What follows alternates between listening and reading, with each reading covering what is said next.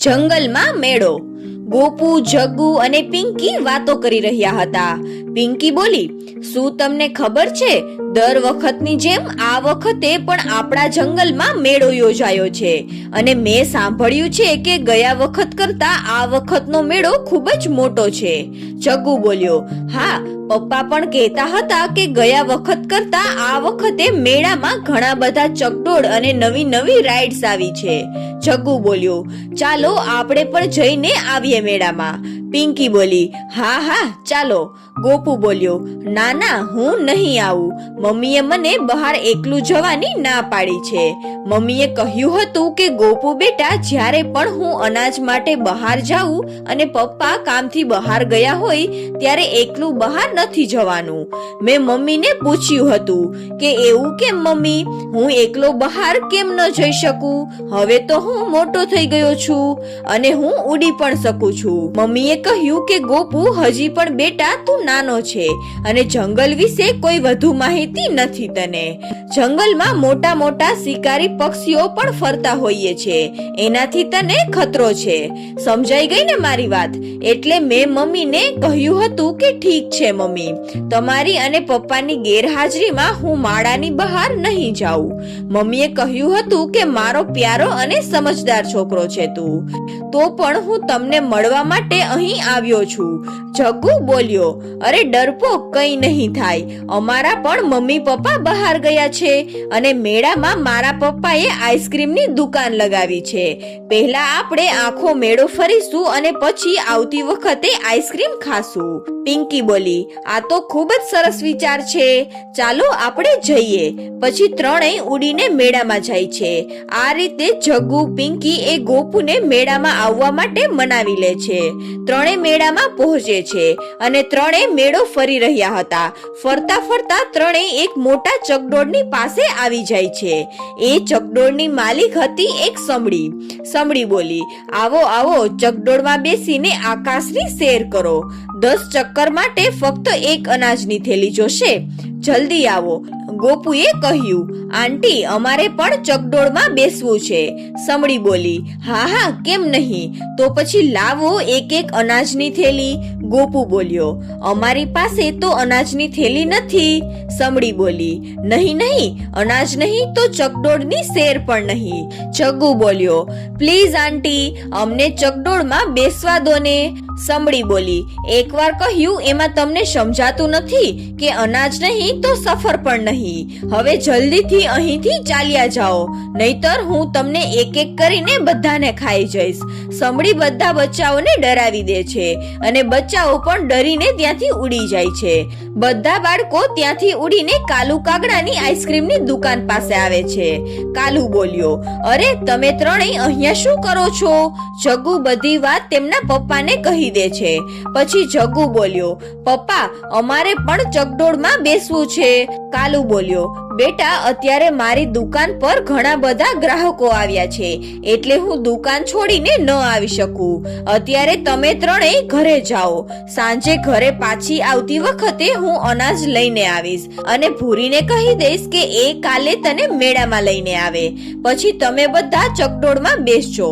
કાલુ ત્રણેયને ice cream ખવડાવી દે છે. બાળકો આઈસ્ક્રીમ ખાઈને ફરીથી જંગલમાં આવી જાય છે. જગ્ગુ બોલ્યો, ચાલો, હું તો કાલે મેળામાં જઈને ખૂબ જ મજા કરીશ. પિંકી બોલી, હું પણ ઘરે જઈને મમ્મીને કહીશ. ગોપુ બોલ્યો, હા હા, હું પણ મારી મમ્મીને કહીશ. પછી ત્રણેય પોતપોતાના ઘરે ચાલ્યા જાય છે. સાંજ થતા જ બધા પક્ષીઓ અનાજ લઈને પોતપોતાના માળામાં પાછા આવી જાય છે. ભૂરીના ઘરે પાછા આવતા જગ્ગુએ કહ્યું, મમ્મી, આપણા જંગલના મેળામાં ઘણા બધા ચકડોળ અને નવી નવી રાઇડ્સ છે. મારે એ ચકડોળમાં બેસવું છે મમ્મી. ભૂરી બોલી, મારો પ્યારો છોકરો, તારા પપ્પા હમણાં થોડી વખત પહેલા જ અનાજની એક થેલી ઘરે લાવ્યા છે. કાલે સવાર થતા જ આપણે બંને મેળામાં જઈશું. બીજી બાજુ પિંકીએ પણ પોતાની મમ્મીને કહ્યું કે મમ્મી, મારે પણ મેળામાં જવું છે. પિંકીની મમ્મી બોલી, હા હા, કેમ નહીં, મારી છોકરી નહીં જાય તો કોણ જાશે?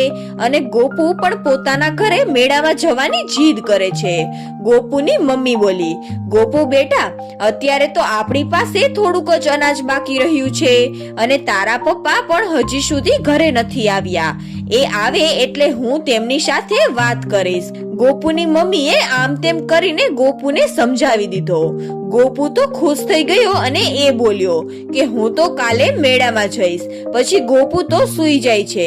ગોપુના સૂતા પછી ગોપુની મમ્મી બોલી, મને માફ કરી દે બેટા, હું તને કાલે મેળામાં નહીં લઈ જઈ શકું. સવાર થતા જ પિંકી અને તેની મમ્મી જગ્ગુના ઘરે પહોંચે છે. પિંકીની મમ્મી બોલી, ચાલો બહેન, હવે આપણે ગોપુના ઘરે જઈએ અને ત્યાંથી ગોપુ અને તેમની મમ્મીને લઈને મેળામાં જાશું. જગ્ગુની મમ્મી બોલી, કાંઈ જરૂર નથી ગોપુના ઘરે જવાની. જો આપણે તેને લઈને જશું તો બધો જ ખર્ચો તો આપણે જ આપવો પડશે.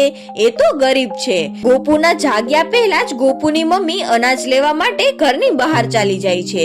જ્યારે ગોપુ જાગ્યો ત્યારે તેણે તેના મમ્મીને અવાજ કર્યો, મમ્મી, મમ્મી, તું ક્યાં છે? ગોપુએ વિચાર્યું કે લાગે છે કે મમ્મી અનાજ લેવા માટે બહાર ગઈ છે. અને બીજી બાજુ જગ્ગુ અને પિંકીની મમ્મી તેના બાળકોને લઈને મેળામાં પહોંચે છે. મેળામાં પહોંચતા જગ્ગુ અને પિંકી ચકડોળમાં બેસવાની જીદ કરે છે. પછી જગ્ગુ અને પિંકીની મમ્મી તેમને ચકડોળમાં બેસાડી દે છે. જેમ જેમ ચકડોળ ચાલુ થયું તેમ તેમ જગ્ગુ અને પિંકીને તો ખૂબ જ મજા આવી. પિંકી બોલી, યે મમ્મી, મને તો ખૂબ જ મજા આવે છે. પિંકીની મમ્મી ખૂબ જ સારી માણસ હતી એટલે એણે એક રમકડું ગોપુ માટે પણ લઈ લીધું. સાંજ થતા જગ્ગુ, પિંકી, પિંકીની મમ્મી અને ભૂરી જંગલમાં પાછા આવી જાય છે. ચારેય ગોપુના ઘરની બાજુમાંથી નીકળી રહ્યા હતા. ત્યારે જ ભૂરી જાણી જોઈને ગોપુના ઘરની બહાર ઊભી રહી જાય છે. ગોપુ ઘરની બહાર જ રમી રહ્યો હતો. ત્યારે ભૂરીએ ગોપુને કહ્યું, અરે ગોપુ, આજે તારી મમ્મી તને લઈને મેળામાં ન આવી? ક્યાં છે તારી મમ્મી? ગોપુ બોલ્યો, મમ્મી અનાજ લેવા માટે ઘરની બહાર ગઈ છે. મમ્મીના આવ્યા પછી હું અને મમ્મી મેળામાં જઈશું. જગ્ગુ અને પિંકી આખો દિવસ તેમને મેળામાં શું કર્યું તેના વિશે કહે છે. ભૂરી બોલી, તારા ઘરમાં તો ખાવા માટે અનાજ પણ નથી અને તું ગરીબ ચકડોળમાં બેસવાના સપના જોવે છે? પિંકીની મમ્મી ભૂરીને કહે છે, અરે ભૂરી, એટલું બધું ન કહેવું જોઈએ ગોપુને. ગોપુ બેટા, આ લે, હું તારા માટે એક રમકડું લઈને આવી છું. ગોપુ રમકડું લઈ લે છે અને આ બધું બાજુના ઝાડ પર રૂપા માસી બેસીને સાંભળી અને જોઈ રહ્યા હતા. તે નીચે તેમની પાસે આવી જાય છે. રૂપા માસી બોલ્યા, તને શરમ નથી આવતી ભૂરી? તું આ નાનકડા ગોપુને સંભળાવે છે. તારે આવી રીતે ગોપુ સાથે વાત ન કરવી જોઈએ. એ હજી એક નાનો બાળક છે. જો તું અત્યારથી તેમની સાથે આવી રીતે વાત કરીશ તો તેમના મગજ ઉપર શું અસર થશે? આ તો ખૂબ જ ખરાબ વાત છે ભૂરી.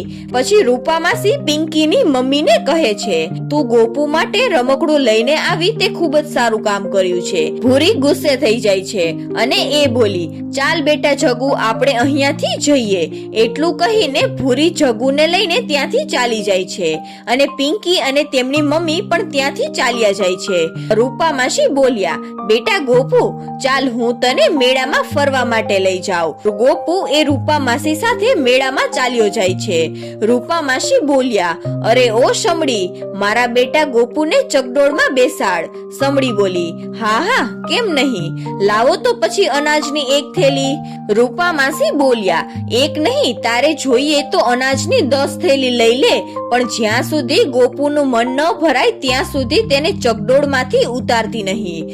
સમડીએ ગોપુને ચકડોળમાં બેસાડી દે છે. બીજી બાજુ ગોપુની મમ્મી એ ગોપુના પપ્પાને કહે છે કે ગોપુ એ મેળામાં જવાની જીદ કરે છે પણ ઘરમાં થોડુંક પણ અનાજ નથી. તમે રાજાજી પાસેથી થોડુંક અનાજ ઉધાર માંગી લો ને. ગોપુના પપ્પા બોલ્યા, હું પહેલા જ રાજાજી પાસે ઘણી બધી વખત અનાજ ઉધાર માંગી ચૂક્યો છું. હવે રાજા મને અનાજ ઉધાર નહીં આપે. ગોપુની મમ્મી ઉદાસ થઈ જાય છે અને ત્યાંથી ઉડીને ઘરે પાછી આવે છે. ઘરે આવીને જોયું તો ગોપુ ઘરે ન હતો. તેણે આજુબાજુ બધે જોયું અને ગોપુને અવાજ પણ કર્યો, પણ ગોપુ ક્યાંય મળ્યો નહીં. તેને વિચાર્યું કે ગોપુ એ મેળામાં એકલો તો નથી ચાલ્યો ગયો ને. તે ત્યાંથી ઉડીને તરત જ મેળામાં પહોંચે છે. મેળામાં તેમને ગોપુ એ કાલુની દુકાન પર આઈસ્ક્રીમ ખાતા મળે છે. ગોપુની સાથે રૂપામાસી પણ હતા. ગોપુને જોઈને તેમના જીવને શાંતિ મળી. ગોપુની મમ્મી એ ગોપુને પૂછે છે કે ગોપુ, તું અહીંયા કેવી રીતે આવ્યો? પછી ગોપુ બધી જ વાત તેમના મમ્મીને કહે છે. ગોપુની મમ્મી રૂપામાસીને કહે છે કે તમારો ખૂબ ખૂબ આભાર માસી. રૂપામાસી બોલ્યા, કઈ વાંધો નહીં મિન્ટુ, ગોપુ તો મારા છોકરા જેવો જ છે. ત્યાં જગ્ગુ અને પિંકીની મમ્મી પણ ત્યાં આવે છે. જગ્ગુની મમ્મી ગોપુને કહે છે કે ગોપુ બેટા, મને માફ કરી દે, મારાથી ભૂલ થઈ ગઈ. ચાલ હું તને મારા તરફથી રિમોટ વાળી ગાડીમાં બેસાડું છું. આ જોઈને ગોપુની મમ્મીની આંખો ભરાઈ આવે છે અને તે ખૂબ જ ખુશ થઈ જાય છે. તો બાળ મિત્રો, આ વાર્તા પરથી શીખવા મળે છે કે આપણે ક્યારેય પણ કોઈ ગરીબનો મજાક ન ઉડાડવો જોઈએ અને ખુશીને હંમેશા એકબીજા સાથે બાંટવી જોઈએ.